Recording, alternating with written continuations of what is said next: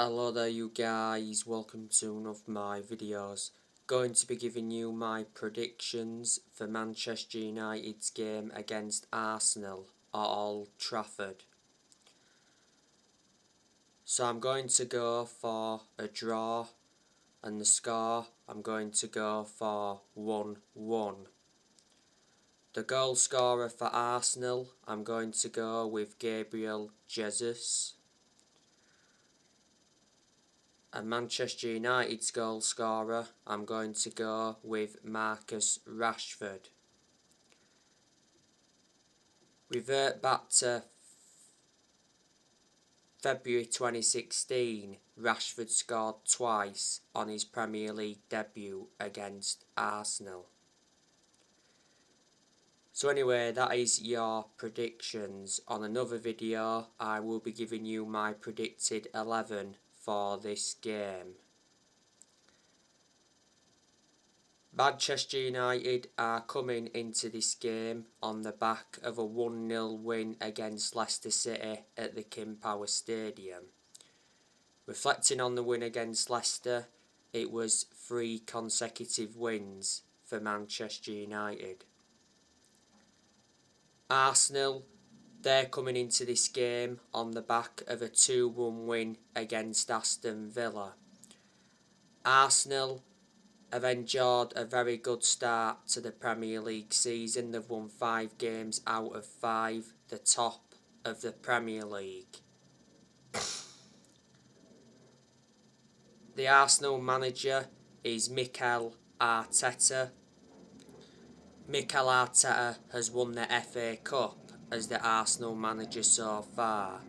Arsenal have won the most FA Cups out of all the teams. They've won around 14 FA Cups. Revert back to last season, Mikel Arteta was under serious pressure and the vast majority of Arsenal fans were demanding him out. Arteta's contract at Arsenal expires next year. He's been the Arsenal manager for almost 3 years. He got appointed in as the Arsenal manager back in December 2019. Before Arsenal, Mikel Arteta was an assistant coach at Man City. He worked alongside Pep Guardiola. Before Mikel Arteta, Arsenal had Freddie Ljungberg as the interim manager. Before they had Unai Emery, Arsenal ended up sacking him. And before, Arsenal had Arsene Wenger. He was a long-serving manager at Arsenal. He enjoyed a 22-year managerial tenure. Like I said on the preview, Wenger had around 12 good years out of the 22 years he was there.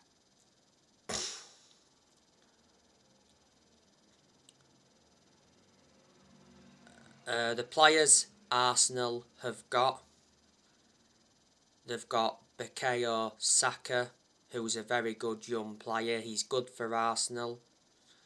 Saka's also good for England. Edward Nketiah.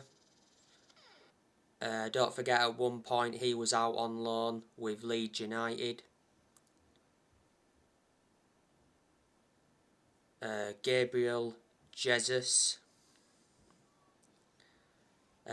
He's enjoyed a very good start to his Arsenal career. Arsenal got him from Man City.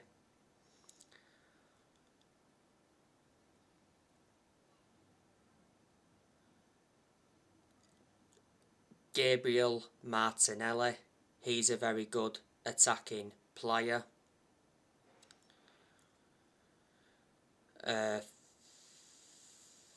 Fabio Vieira, Arsenal signed him from Porto. Marquinhos. Thomas Partey is a very good midfielder. Arsenal got him from Atletico Madrid. He's actually been out with injury. Martin Odegaard, he's a doubt for this game. Emile Smith-Rowe, he's good for Arsenal. He's Arsenal's number 10. Granit Xhaka, he's done well for the last few months. He's the former Arsenal captain. He did have problems with the captaincy, did Granit Xhaka. Albert Lokonga, he's good. Arsenal also have Reece Nelson, who's a good young player. He's out with injury at the moment.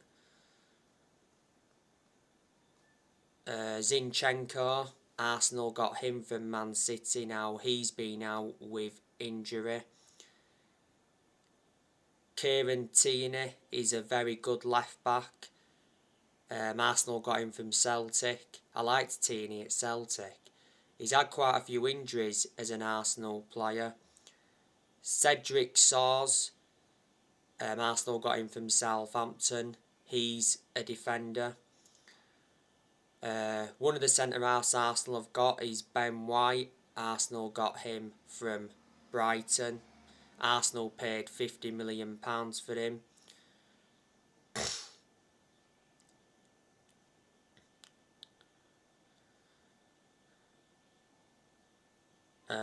Mohamed El Neni, he's out with injury at the moment.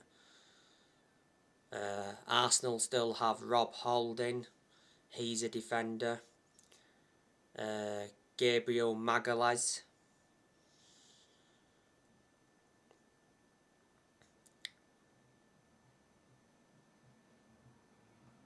One of the goalkeepers Arsenal have got is Aaron Ramsdale. He's a doubt for this game. Aaron Ramsdale's done really well for Arsenal as well. Arsenal got him from Sheffield United. The other goalkeeper they've got is Matt Turner. So they are a lot of the players that Arsenal do have. Let me put into the equation that they've lost players. Revert back to deadline day. Hector Bellerin left Arsenal on a free transfer to go to Barcelona.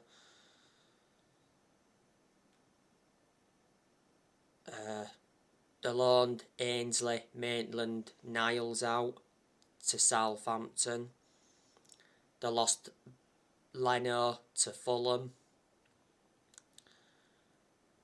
They let Lucas Torreira go. Arsenal, of course, loaned Nicolas Pepe out. I thought Nicolas Pepe was poor anyway for Arsenal. Arsenal did get him from Lille. They paid around 70 odd million. Arsenal did lose Aubameyang, and he was very good for Arsenal. Arsenal did get him from Borussia Dortmund around 3 or 4 years ago now. Obviously Arsenal lost Lacazette. He went back to Lyon. The loan to Nuno Tavares out as well. Pablo Mari left. So there you go.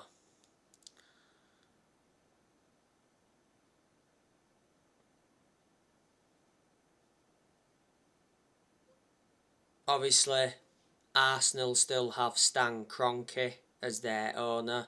Now, he's been heavily criticised by a lot of Arsenal fans. He hasn't put a penny into that club. Same sort of thing with the Glazers at Manchester United. They haven't put a penny into the club. You know, they've used borrowed money.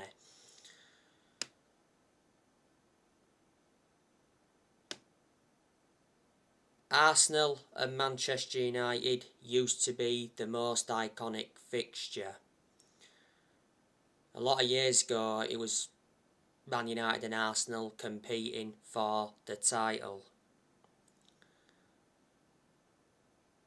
The Wenger and Alex Ferguson rivalry was, very good.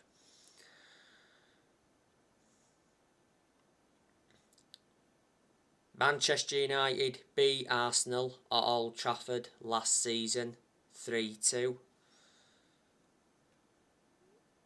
but Man United lost at the Emirates to Arsenal last season 3-1. Manchester United do have players missing. Obviously, Wan-Bissaka is now out. Well, he doesn't get in the team anyway. There's no way back for Wan-Bissaka because Diego Dalot is our first choice right back. Martial, as you all know, he's missing this game. Lindelof, he's still injured. Luke Shaw's now picked up a knock. You know, there's no way back for Luke Shaw because Terrell Malacia is now our first choice left back. Luke Shaw's injury prone. I think he could leave Manchester United next year. Pellistri, he's still out, but he doesn't get in the team. And Brandon Williams, you know, he's still out with injury, but again, he doesn't get in the team. So there you go. Anthony is in line to make his home debut for Man United against Arsenal tomorrow. I don't think Anthony will start, but I think he will come on in the game. Anthony didn't make it in time for the game against Leicester. Yeah, Man United signed Anthony from Ajax for 86 million, with add-ons included. Anthony is Manchester United's second most expensive signing ever.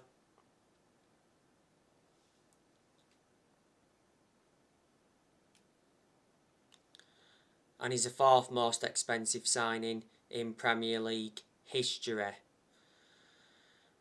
Anthony signed a contract until 2027. There's an option of an additional year.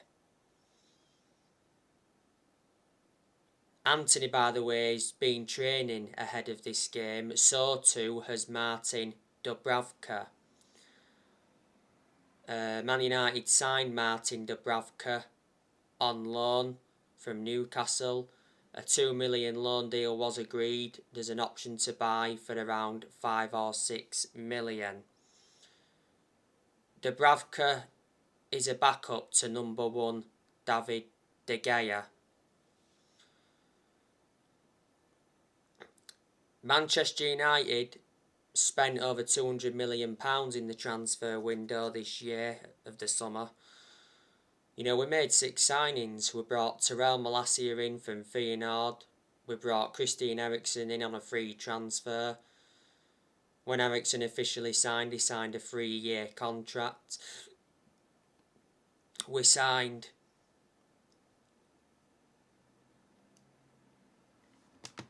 Lisandro Martinez from Ajax. We signed Casemiro from Real Madrid. He's already made his Man United debut.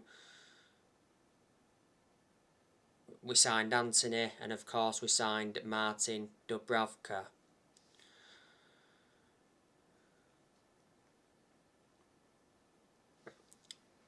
Manchester United have let players go this year. Don't forget, we decided to sell James Garner to Everton. Everton paid the initial fee of 9 million, but rises up to like 15.5 million with add-ons. Man United loaned Amad Diallo Traore out to Sunderland. We loaned Ethan Laird out to QPR. We loaned Hannibal Mejbri out to Birmingham. We loaned Tellez out to Sevilla. We loaned Eric Bailly out to Marseille. We loaned Dean Henderson out to Nottingham Forest. Lee Grant left earlier on this year. Cavani left on a free earlier on this year. Juan Mata left Man United on a free. Lingard left on a free, he went to Nottingham Forest. Matic left the club, he went to Roma, so he's reuniting with Jose Mourinho. Earlier on this year, Pogba left Man United for the second time on a free transfer. He went back to Juventus.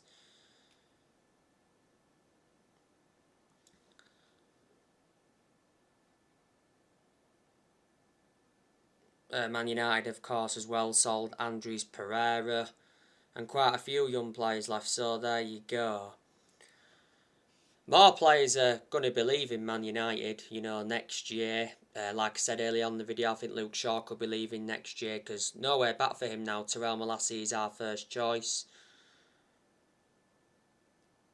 Harry Maguire, he won't hardly get in the team now, so he's on his way out. For the last, 3 games is it? Harry Maguire's been dropped and Man United have looked a far superior team. You know, I said Maguire shouldn't be the captain. Revert back to last season, the vast majority of Man United fans were demanding for the captaincy to be taken off Maguire. Man United overpaid for him, got him for 80 million. I think he's now the second most expensive signing in the world. Lindelof, I reckon that he's on his way out of the club next year. He's not our first choice centre-half. He was not one of our first choice centre-halves when Man United signed Raphael Varane. Axel Tuanzebe, I've got to say, he's on his way out of the club. Last season he was out on loan with Aston Villa. He's enjoyed 3 loan spells with Aston Villa. Jones, got to say, he's on his way out as well. He'll leave next year. Jones is not one of our first choice centre-halves. Avon Wan-Bissaka, I've got to say, he's on his way out of the club as well.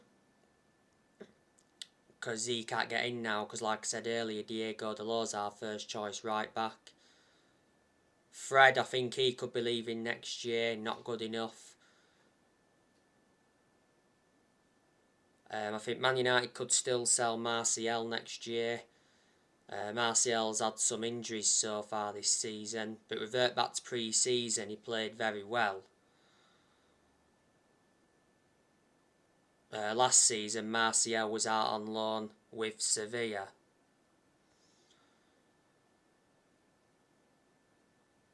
Ronaldo, he'll probably be leaving next year. Well, Ronaldo accepts staying until January. Eric Ten Hag expects Cristiano Ronaldo to stay at Manchester United.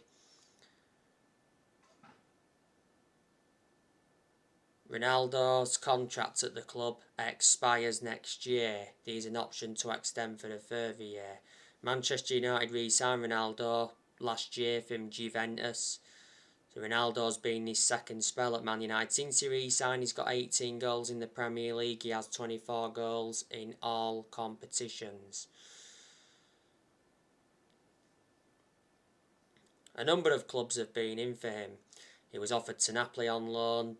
Dortmund have been in for him. Marseille have been in for him. His former club Sporting Lisbon have been in for him. But Ronaldo has rejected a transfer.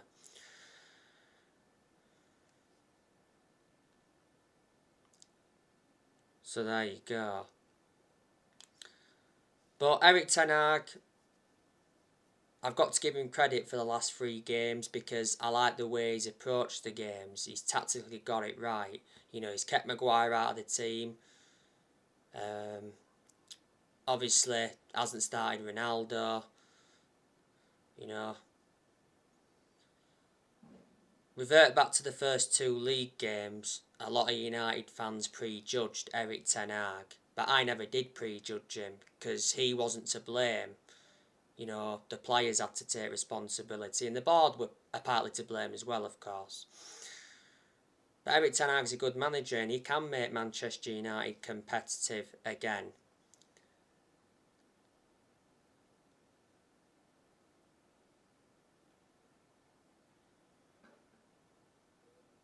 You know, Ten Hag knows he's got big expectations to exceed at Man United. You know, it's good now that he's experienced in the Premier League. And, you know, the Premier League is totally different to the Dutch League.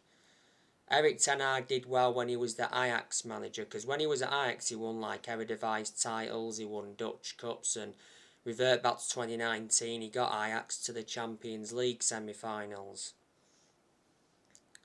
Ten Hag was the Ajax manager for around 5 years.